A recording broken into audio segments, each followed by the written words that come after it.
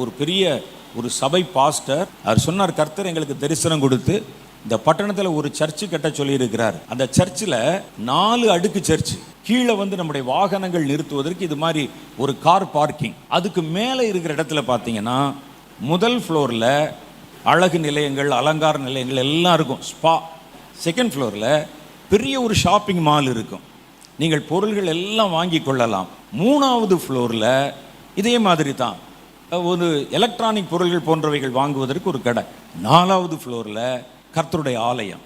நீங்கள் ஞாயிற்றுக்கிழமை சர்ச்சுக்கு வரும்பொழுது நீங்கள் சர்ச்சை முடிச்சுட்டு கீழே ஏதாவது பொருள் வாங்கணும்னு சொன்னால் வாங்கிட்டு, அதுக்கு அடுத்த இடத்துல போய் க்ரோசரியெல்லாம் வாங்கிட்டு அப்படியே முகத்தை அலங்காரம் பண்ணிவிட்டு ஜெபிச்ச தடமே தெரியாமல் பளபளன்னு வீட்டுக்கு போவதற்கு கர்த்தர் ஒரு தரிசனம் கொடுத்திருக்கிறார். 400 கோடி ரூபாயில் ஒரு சர்ச்சு. இந்த சர்ச்சில் யாரையாவது கையை பிடிச்சி தூக்குனா எழுந்து நடப்பான்னு நினைக்கிறீங்க நீங்கள்? இதெல்லாம் நம்முடைய கண்கள் காண வருகிறது.